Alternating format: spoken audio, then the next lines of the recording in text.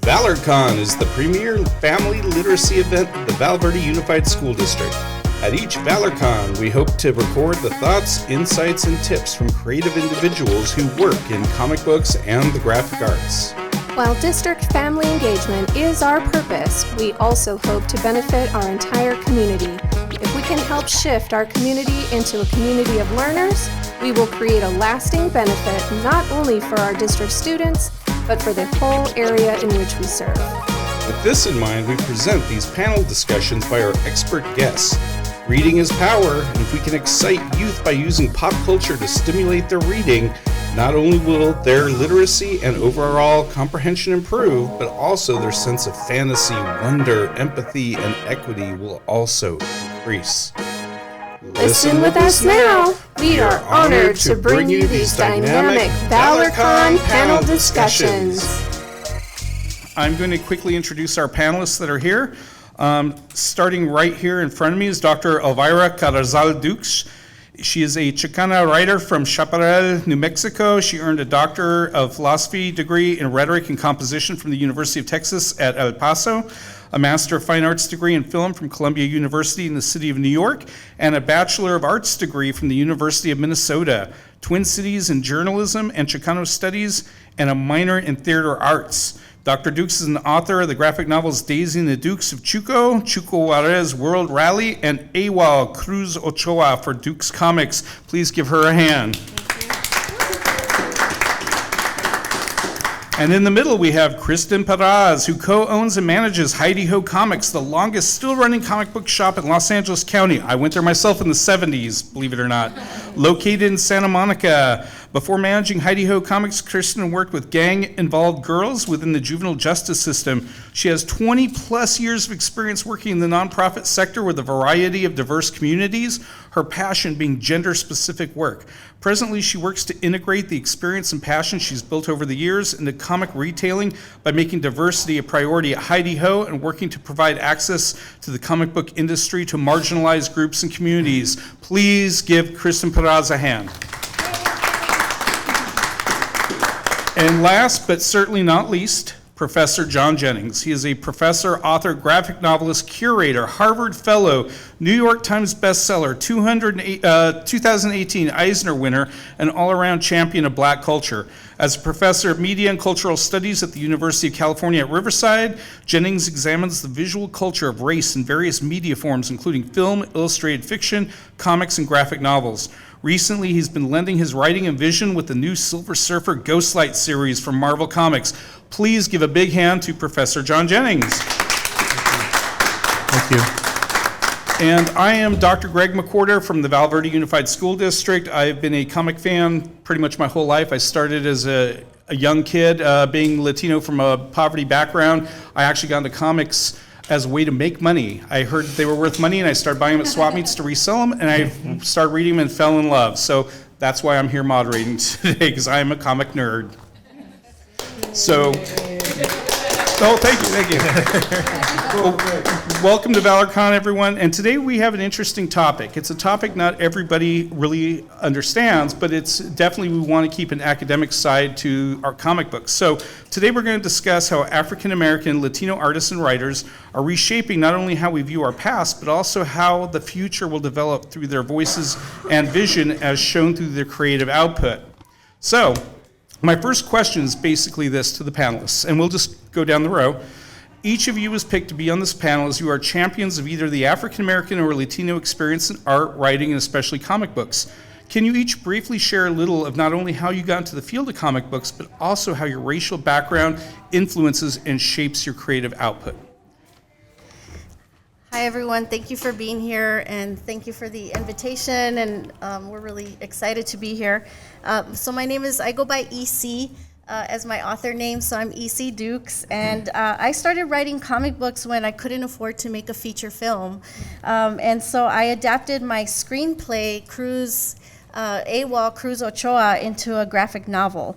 So my first graphic novel was a collaboration with my husband, who's an artist, Ronnie Dukes. He was a painter, an exhibiting painter in Harlem, and it was just really difficult to find spaces to create in, and also spaces to store your work, because he used to do really large paintings. And so we decided to collaborate and put our skills together as a writer and an artist to create books. And so that's how I got into comics. As we all know, there's a lack of positive representation of Latinas and Chicanas in comics and films, and so our first major work does that. It represents a Latina, and also in our second graphic novel, which is right here, called Daizee and the Dukes of Chuco. We have a booth. We're right under the basketball court, and we're facing the wall, so just make sure you please head over there. And our main protagonists are brown people and women.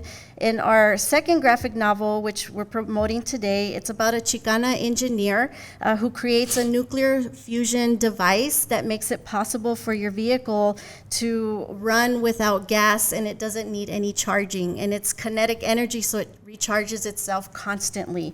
So it's possible for any engine or motor to recharge itself. So this avoids the need for fossil fuels and grid power. So the big industry billionaires are trying to squash this family, and they criminalize them in order to try and, get rid of their invention, which is actually ultimately something that's good for their community and the environment. Hello, everyone. Thanks for coming. I'm Kristen, and as I was introduced, I am a retailer in the comic book industry, and I was brought in very kind of through the back entrance because I was taking some time off from my nonprofit work. I had been working 20 plus years in crisis intervention and high-risk youth, like was mentioned with gang-affiliated girls, and was taking some time off when my husband decided it was a good idea to sell his Amazing Spider-Man 1 through 700, including Amazing Fantasy 15 collection, goodbye retirement, to buy into Heidi Ho Comics. And he just happened to ask if I was interested to come and help out, and that's been 9 years ago. I, as a retailer, started really identifying and noticing that there was really a lack of representation of BIPOC and women. Like, it's not that they didn't exist because they were out there, not as many, but they weren't in the forefront. No one was talking about them. And I would have customers come in asking me for Black characters, Latino characters, and I was new to comics, so I'm Googling, and I'm like, okay, the same 3, 4, 5 would show up, and I'm like, this can't be it. And so that led me into really wanting to provide access as a retailer to these books that were existing. There were so many independent creators that I was starting to discover that were Latino, that were Black, that were BIPOC, that were LGBTQ+, that people just didn't know about. So I started a podcast called Comadres y Comics. It's myself and 2 other women, and we highlight women and the Latinx representation in the comic book industry as creators, characters, and fans. Because to me, it wasn't just about representation, because people were putting it out there. It was about access. Representation means nothing without access. And that's something that I learned working in the nonprofit with low-income communities, is that they didn't have access to a lot of the same things that other kids growing up in LA County did. And so I really took it upon myself to want to be able to be that intersection of trying to take what I knew and what I was discovering and provide that through my podcast, and also through coming to events like this. Share a little bit about how you got into the comics field. Yes. And how your racial background influences your work. Yes. Okay. Sorry. I was like, man, that's doing so much awesome stuff. Anyway, so it was my mom's fault. That's what got me into comics. When I grew up in Mississippi, I was born in 1970. Came up in a very underprivileged, agrarian space. But I did have my imagination and 3 library cards. I actually had a library card for my town library, for the county seat library in Canton, Mississippi, and Jackson, Mississippi. So actually, me and my mom, we read a lot. So like I said, librarians really, really changed my life and would always offer me things to read and things of that nature. And my mom She was an English major at Alcorn State University, and so she had a bunch of books around. And so I started reading at a very early age, and then she saw that I was really into like folk tales and mythology, and so she bought me my first Mighty Thor, and it was a wrap after that. So anything that looked like a comic book, I was trying to read. So that's kind of, and then I started drawing a lot. My uncle at the time was doing, he was an artist. He could actually draw really well, and he drew me Spider-Man, and then one day he said, "Man, I'm tired." He was a truck driver. He's like, I'm not drawing you anything. Draw it yourself. And I was like, all right, I'm going to do it myself. And that's how I started doing it myself. So I think the first thing I tried to draw was Popeye, the big Popeye, and the spinach in Popeye. I was like, I'm trying to get, seriously, I thought, they totally had me. I thought that maybe I could get stronger. You know, I like spinach now. Anyway, what else jumped off? Yeah, and so then I wanted to do independent comics like much later. But I, like a lot of kids, I started doing knockoff superheroes. You know, like I had a character called Devlin that was Daredevil.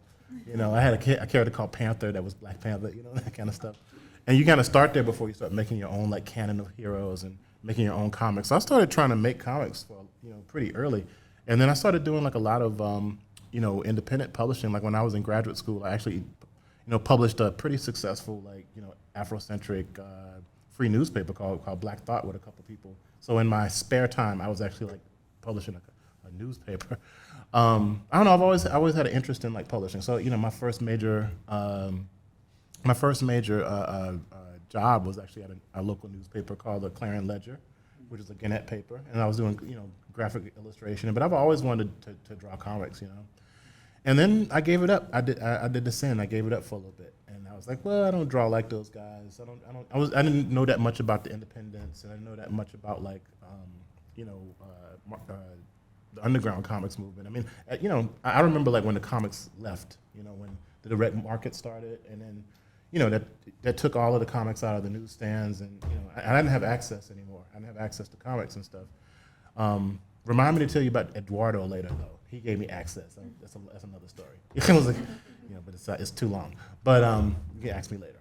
And so what ends up happening is I went to grad school and became a professor in art, and I taught graphic design for 20 years or so. And then I became interested in publishing again. And I was looking at the fact that this is around the same time that Marvel put all of their comics on DVDs and stuff. Remember that? No. That was crazy. That's going to be the new thing. There's thousands of their comic books on DVDs. I was like, that's interesting. So I became really interested in format, and that kind of pulled me into self-publishing again and things like that. And before you know it, I was actually studying comics as a scholar, and doing experimental comics and things like that.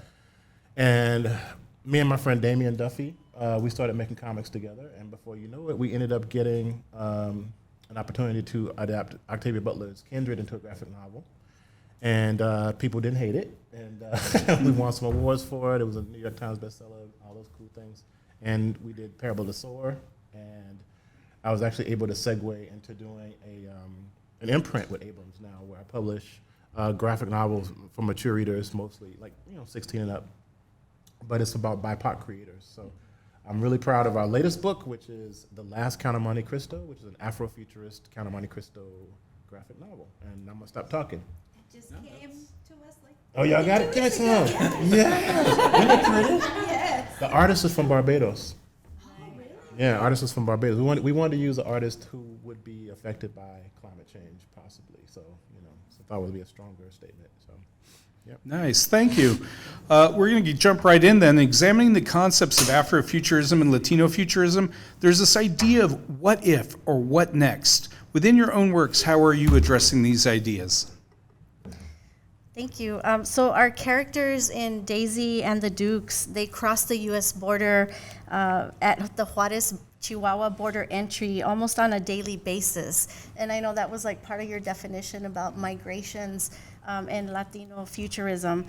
And so where we live in Chaparral, New Mexico, it's a colonia that's right outside of El Paso, Texas, and in Juárez. And those three communities, it's the people just kind of flow back and forth naturally on a daily basis.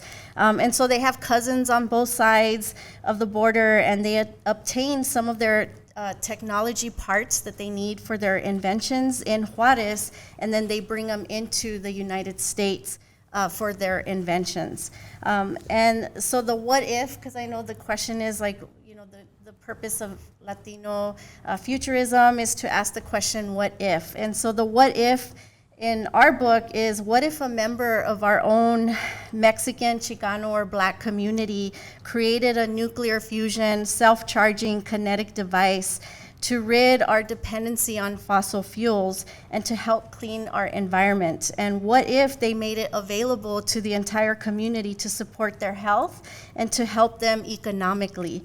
And so in our book, we learn that the big oil and gas billionaires, they work with the local police to criminalize the Dukes family in order to stamp out the competition and to save their own profits. And so we know the what if, like what if they create this, and then we realize that then the government criminalizes them and sees them as competitors, and they're trying to squash them. So in the book, they're always being chased by the police, but their device is so powerful that they're able to escape. And well, you'll have to get the book to see what happens. Thank you. For us in our podcast, it's really important to me that we are focusing on books where people of color can see themselves in science fiction, as scientists, as doing those types of roles that we historically are not ever seen doing. It's so important to me to be able to highlight those stories. It's not a story where the Latina is the maid, and is the cook or whatever. It's the story where the Latina is the scientist, and she's discovering these things and moving forward and creating something that can, take over the industry, the energy industry. There was, if any of you are interested, an anthology series that came out last year called Mañana, and it was specifically written by Latinx creators about Latinx stories taking place in the 25th century. And it's amazing. I highly, highly, highly recommend it. It's one of the books that we reviewed on one of our podcasts. On one of our segments, we also have a segment called Juntos y Fuertes, which translates to Together and Strong. And that's the segment where we highlight other works by other members of marginalized communities. And so I'm always looking for works. And your book is definitely going to come up for us to review as well, that are highlighting Latinofuturism and Afrofuturism. Thank you. Seriously, because I'm essentially making books for y'all to carry. Oh, so it's like that. Shoot. All right. So first of all, I teach 3 courses on Afrofuturism right now that are not special topics classes. They are on the books classes that I teach every year. One is essentially an aesthetics course. It's an intro to Afrofuturism class that studies like some of the basic tenets of Afrofuturism and aesthetics. The second one is a class called Afrofuturism and the Visual Cultures of Horror. The students call it the Get Out class. Ooh, nice. Yeah, we just thought it's a cool class. And then the one I'm teaching right now is Afrofuturism and the Politics of the Black Superhero. So we just taught like Black Lightning, Monica Rambeau. Monday we're looking at this book called Stealth and a book called Nighthawk by David Walker. Yeah, so good. And David is zooming in to talk to us. So 2 projects that I'm very well, I do a lot of work around Afrofuturism, and in some ways, my the aesthetic is connected to. I happen to be in the community when Afrofuturism made its kind of resurgence. So a lot of times, if you actually look up the term Afrofuturism, some of my images will pop up because I actually was in the same space when these stories were being created. I just helped put together a show at the Met on Afrofuturism. It's called Before Yesterday We Could Fly. I was part of the Smithsonian exhibition on Afrofuturism, which will be up for the next year or so. So I got my hands in it at an early space. As far as like projects though, one that I'm ridiculously proud of, and I can't believe I got a chance to do it. I'm actually writing a book on Marvel's Black superheroes with Angelique Roche, who is one of the pioneers of Marvel's Voices, which is a podcast and the Marvel series that puts out basically about everybody, it's comics about everybody, right? So together we work on a book called My Superhero is Black for Simon & Schuster and Marvel, and we're at the about 2 more chapters from getting a good draft. It's so much work. We're talking about 80 years of continuity. I'm working on it throughout the pandemic. We started working on it 2 years ago. But in the middle of that, I came across this character called Al B. Harper, who was a physicist, or is a physicist in Marvel Universe, and he actually helps this character called the Silver Surfer. For those of y'all who don't know, the Silver Surfer is a Fantastic Four character. He's the herald of this character called Galactus that literally eats planets, right? And he's trapped on the Earth because he can't, because he betrays his master. And so Al B. Harper in 1969 is when he's created by Stan Lee and John Buscema, tries to help the surfer get off the planet. And I won't go into the rigmarole of it, but essentially Stan Lee wrote a Black Death Matter story. And so the name of the original story is called And Who Shall Mourn for Him? And so it's asking us, this is a year after the MLK assassination, this black man has saved the world for you, do you care? And what it does is that the Silver Surfer is so moved by Al B. Harper's sacrifice that he puts a mystical, like, cosmic flame on his grave, and to mark him as a hero for all eternity. And I'm looking at this, and I read this when I was a kid, and I was like, Marvel, why is this dude dead again? Now, mind you, in the middle of all this, I'm looking at, like, the George Floyd protests. I had just lost my own sister to a sudden heart attack. This is a little bit before we lost Chadwick Boseman. People in the streets. California's on fire, literally, as it usually is fire season. I didn't know that fire was a season until I got here. It's like fall and fire season, anyway. And I was like, I really didn't want him to be dead anymore, I thought, like, I understood why he died. I understand the conversation that Stanley wanted to have, but I was like, what if he was resurrected? I mean, it's cosmic flame. I mean, cosmic energy. That's how Fantastic Four got their powers, right? And they were like, tell us more. And I was like, okay, well, I'm going to do this then. I'm going to do this. And they're like, tell us more. And I was like, okay, well, then I would do this. And they were like, all right, 5 issues. And I was like, excuse me? And they were like, so basically they let me resurrect a black character, one of the first black characters, actually, because he predates Sam Wilson by like a few months, actually. That's the Falcon, by the way, for you lay folk. And to resurrect him as a superhero. But the most amazing thing I got the chance to do is give him a backstory, to change him from a plot point to a full human being, with a family. And who shall mourn for him? I'm like, well, where's people at? I'm like, of course, it's people. Who will mourn for you? So, we're in issue 4 is about to come out. And, I have other characters, of course, of my own. But I was like, Sankofa is a huge part of Afrofuturism. Sankofa is this a Akan term that means go back and get it. And so he has this egg in the middle of his chest that is a Sankofa egg. So he is literally like, an Afrofuturist construction. Last thing I'm gonna say too is that superheroes always fight against like a single threat. You ever notice, like, if you defeat Dr. Doom, then and everything's okay, right? But there's always like another character to come along. But really our problems are systemic. And so he actually can speak to systems. He literally has the cosmic ability to speak to systems. He's a systemopath. And that means his, the things that he can fix is limitless, All right, I'm gonna stop. No, great stuff. We actually, I just listening to all 3 of you, I love the context of each one of the things that you're working with, and hearing your vision of that. It's beautiful. So it leads into my next question for you. As our world becomes more inclusive of voices and ideas, what kind of reception have you experienced with your own creative outputs? Sure. So our first graphic novel, AWOL Cruz Ochoa, came out in 2016. And we immediately put it in English, Spanish, and Japanese because Ronnie Dukes, the artist, he's a big anime fan and manga fan. And so he's always followed the Japanese manga culture and the anime culture. And so we wanted to have it in those 3 languages. And immediately we were invited to Tokyo Comic Con, and our book sold out, and it was amazing. And also most recently we released Daizee and the Dukes of Chuco in German, and we were at a major book fair where over 275,000 people were present, and the people of Germany really reacted positively to our book. And we met so many people from different cultures, languages, and nationalities. And whenever we say where we're from, which is Chaparral on the border of US and Mexico, they know exactly what we're talking about, and because of the world news and the news that comes out about where we're from. But also on the cover of Daizee and the Dukes, there's the image of the border wall. And so a lot of, especially people in Germany, they, saw that and immediately were connected to it, and so they can understand where we're from.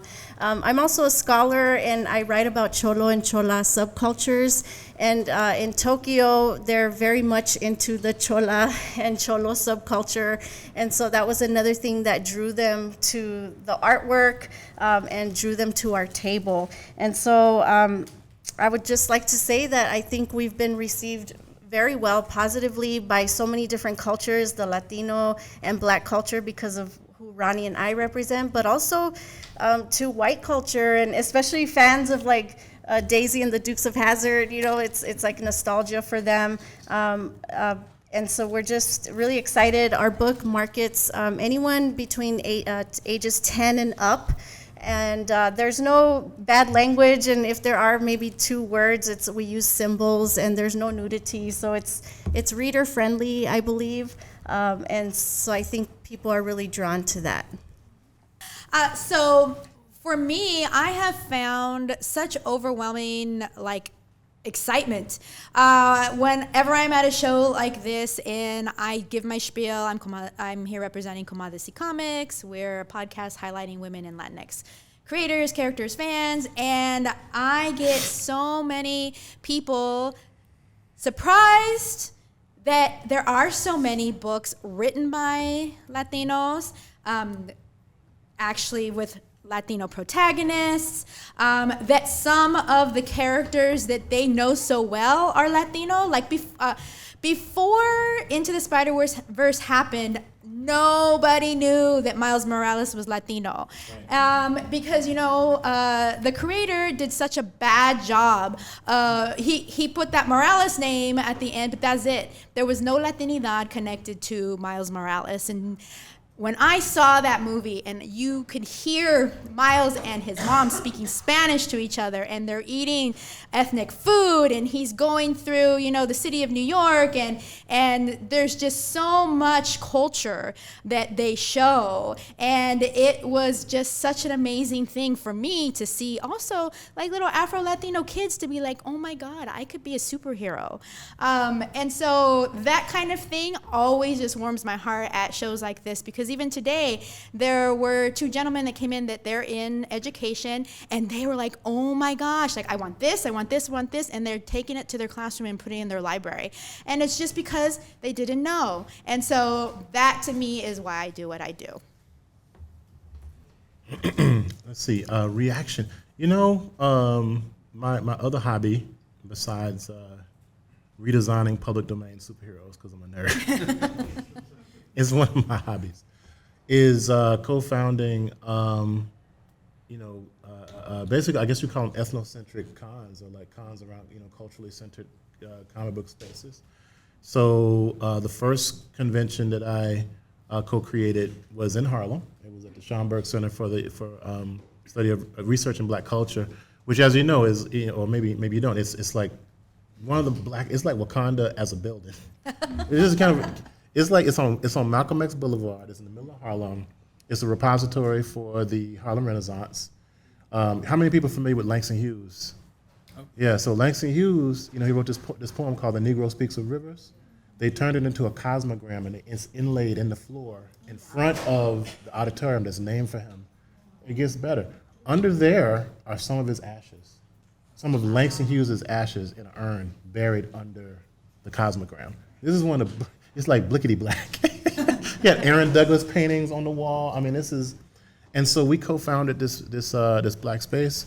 We started with 1,200 people. And the library was like, oh, we're gonna do this little black con, blah blah blah, and then 1,200 people came, and they were like, whoa, wait, what? And now, before pre-COVID, we got up like 12,000, 15,000 people. If you've ever been to the Schomburg, it is not a conference space.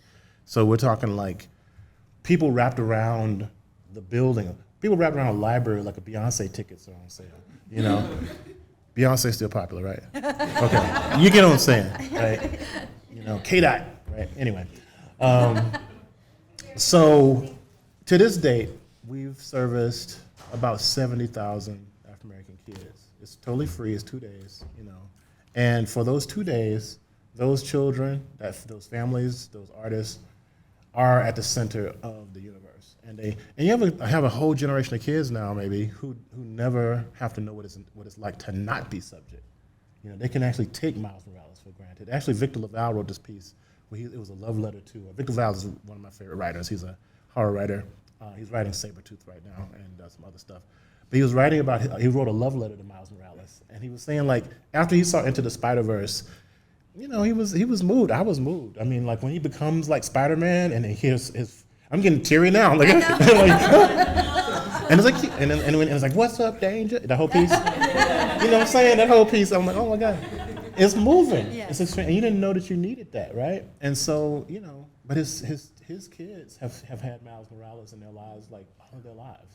You know. So I want to get to the point, and in the work that I do, like I'm trying to like push the boundaries on the educational side, community programming, the type of work that I'm publishing on all spectrums to kind of like normalize everyone's experiences. Now, mind you, my favorite superhero is not Black Panther or Luke Cage. It's Daredevil, actually. It's Daredevil because yes, exactly.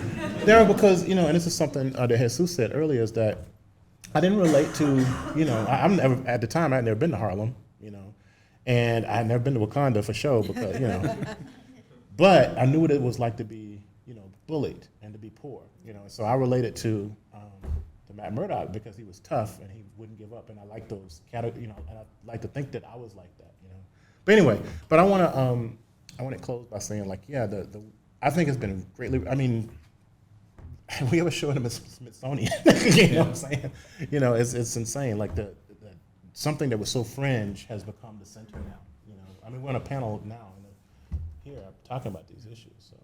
And it sounds like from all three of you, you've had great receptions, and that's heartwarming to hear. I know Professor Jennings and I are closer to the same age, and I think there was a time when you didn't see that, but it's beautiful that it's coming around now and that everything is much more positive.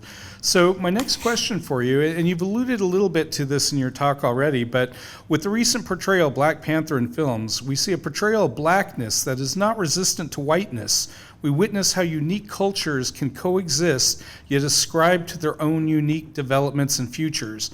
Now, some researchers feel this approach not only keeps a race from being dehumanized, but also brings underrepresented into more of a mainstream and accessible light. Can you share your thoughts on this and how your own vision aligns with this or does not align with this thinking? So my vision aligns with when there is no oppression, there is nothing to resist. And so I actually feel like there was some resistance in the Black Panther, Wakanda Forever. The moment when Queen Ramonda felt that they were being oppressed and that their resources are being stolen, she spoke up in a very public and high-level setting. And so my beliefs are that different cultures can coexist, especially if there is respect and understanding of each other's cultures.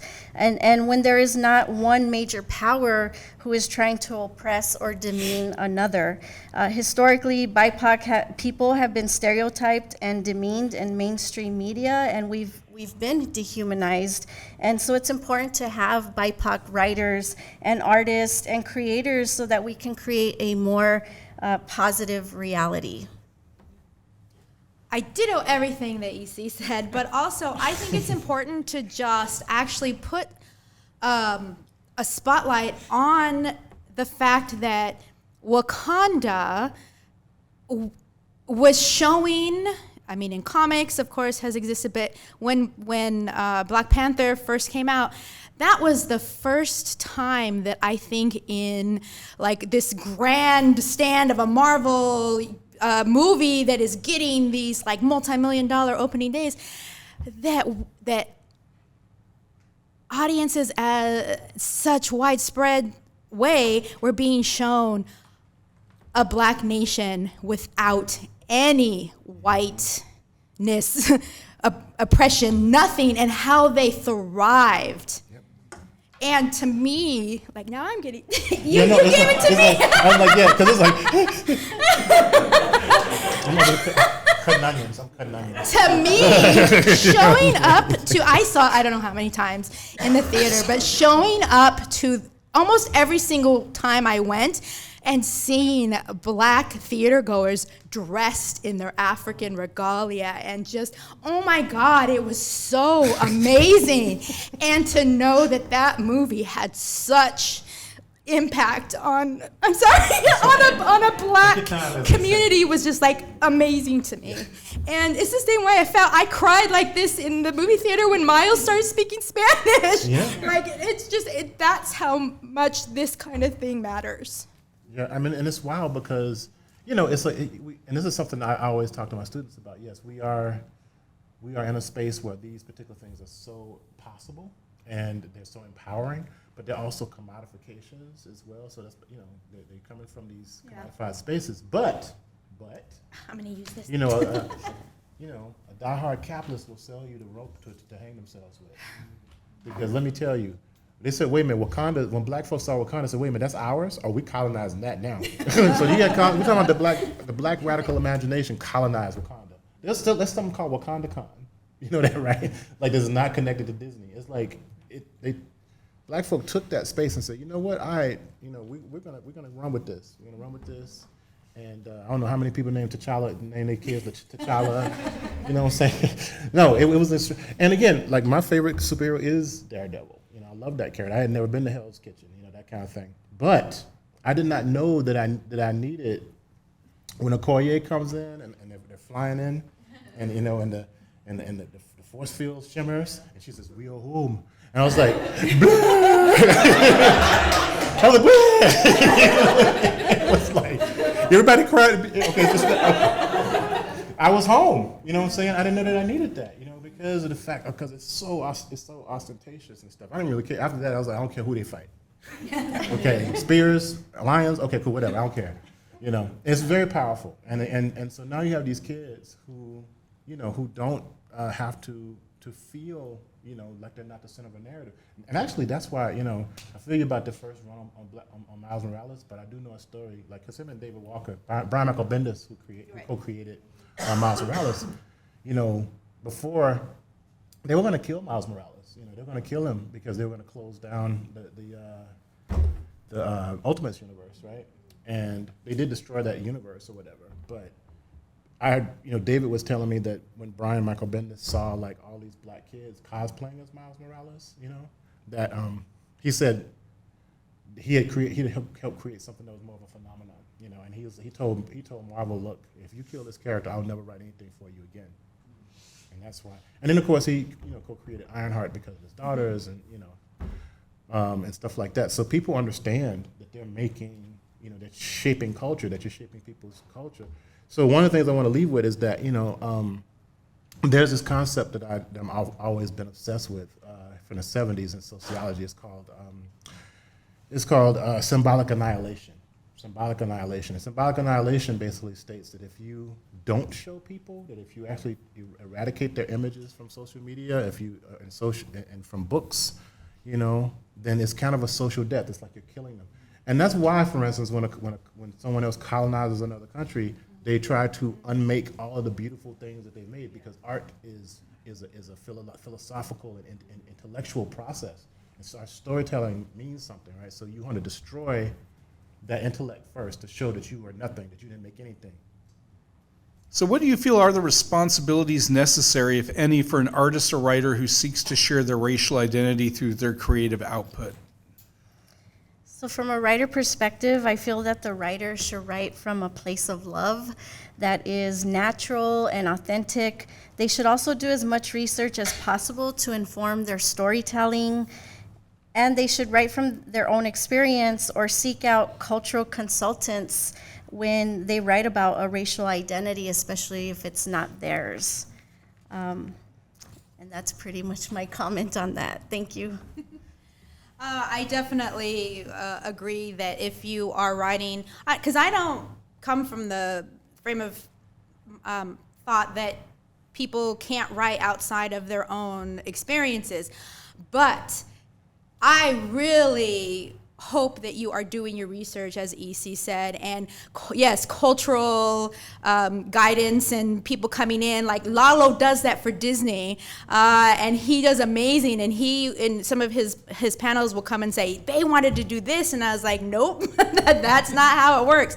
And so just making sure that you are being, writing your character as authentic as it can be, I think is so important. And if you are coming from that group, I think just making sure, again, that you are, and I always want to hit this over and over again, that you're not just writing your character and then just, okay, I'm done with that, and you're moving on. Like, you are making sure that that is accessible now to people. Like, your character's nothing without people reading them, so make sure you're getting out there and you're getting to those underrepresented communities, and you're going out there and you're getting onto podcasts, and you're making sure that people who might not know about your character otherwise are getting it in front of their face.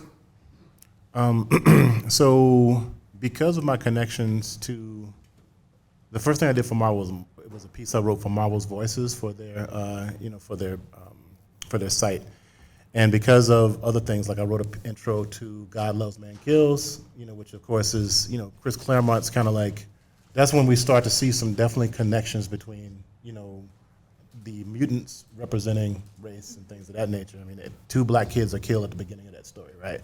So from there, I became part of their diversity and inclusion committee. And so I've been doing work on a monthly basis, from like rewriting things to analyzing images to picking skin Pantones, like really serious work around, because they're very serious about trying to make sure that these audiences are represented properly. And I think it's a huge responsibility, and that you have to be really, really cognizant of what you're doing. I often state, like, if you want to write a comic book about a black character, talk to your black friend, and then talk to your other black friend. And if you only have one black friend, then maybe you should not be writing that. You know what I'm saying? More friends. Or find more friends, right? That's what I'm saying. And so, so it's research, definitely. And I'm going to end with this, is that, as I want to get to the point where we don't necessarily have to have these conversations. I don't know if we'll get that point, but I do feel a certain amount of responsibility as a black artist to create work from my background specifically, because we have been there's so much of a dearth, because there's so much, representation that we need to still make, and so I feel responsible, in that regard. Everybody doesn't have to be there. You want to just make cartoons, fine, but mine's going to be about, politics. They're going to be about representation. They're going to be about climate change, things that I want to talk about the future, so. That's beautiful. Just because of time's sake, we are running over time here. I'm going to take the last 3 questions and try to meld them into one.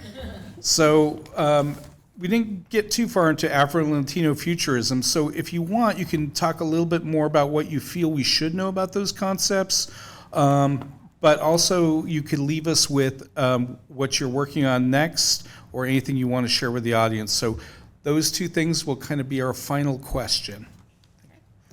So another concept that I explore, especially in this latest graphic novel, is positive deviance, which is a concept that the Positive Deviance Collaborative describes as people within a community who engage in uncommon strategies, allowing them to solve problems better than others who face similar challenges, despite not having additional resources or knowledge. And so in our book, Daizee and the Dukes, she's an engineer who creates a technology that will help her community not be dependent on fossil fuels, and it will help them economically, but most importantly, it helps the environment. And so that's a concept that I'm exploring and that I like to talk to young people about. I try to tell them, if you're going to cause trouble, make it good trouble. And so that's definitely who our characters are in our book.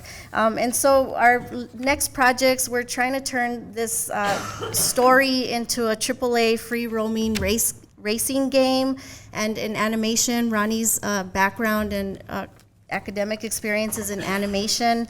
But we're also currently working on our third graphic novel, Border Ballad, and it's a magical realism piece that deals with the Border Patrol and border crossers, because that's the issues that we deal with in our own community where we're from. And the art style will be pushed to our most manga yet, mixed with kabuki and Latin music genres.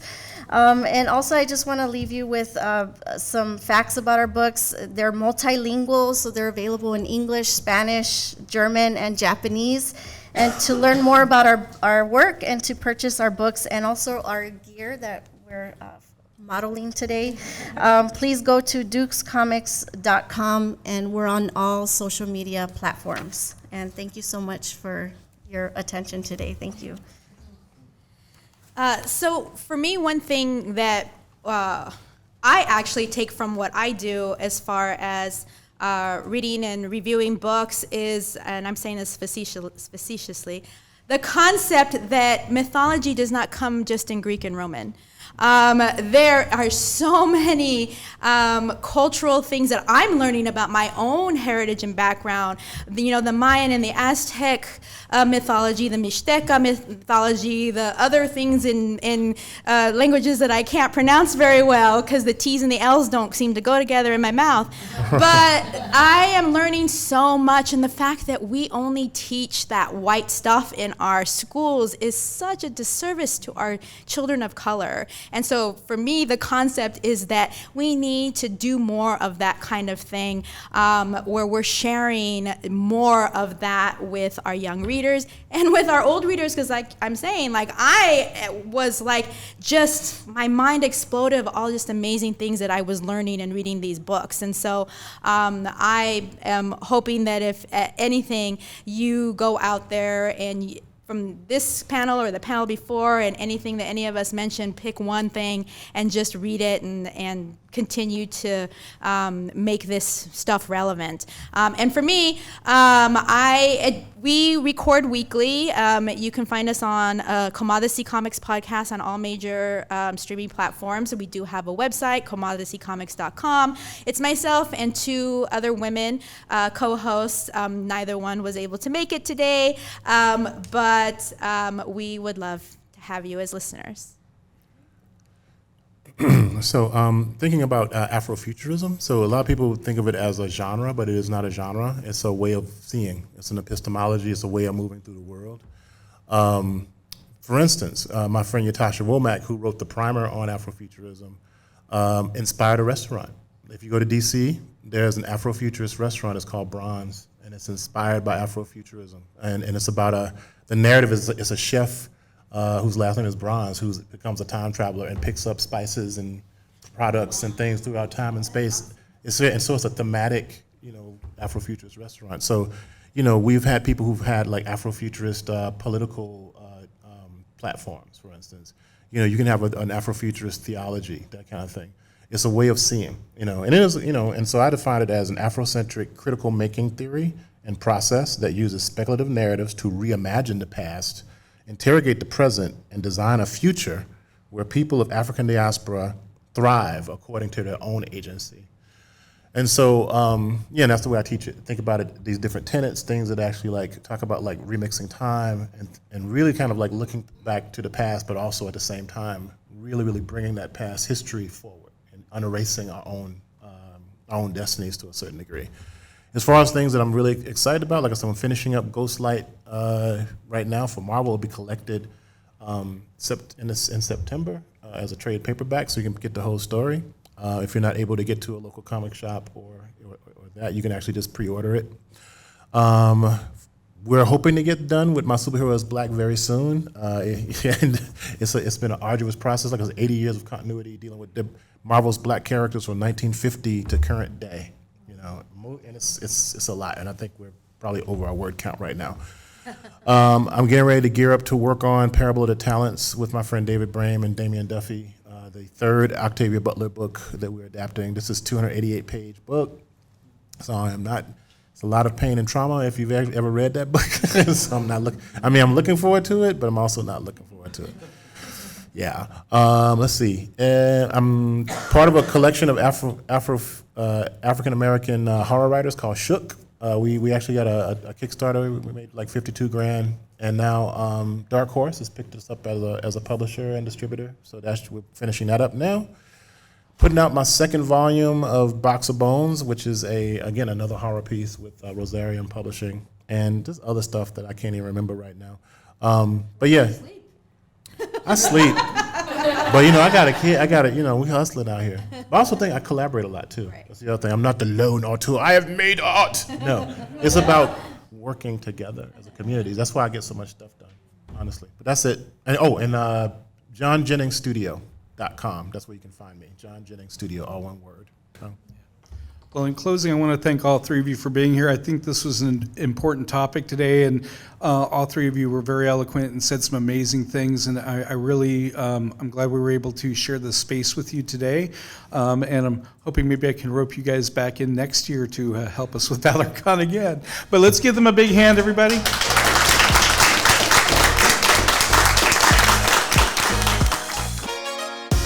Thank you for listening. See you at ValorCon.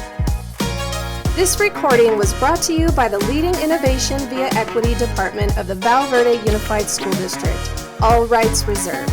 No part of this recording may be used without the express written permission of Val Verde Unified School District.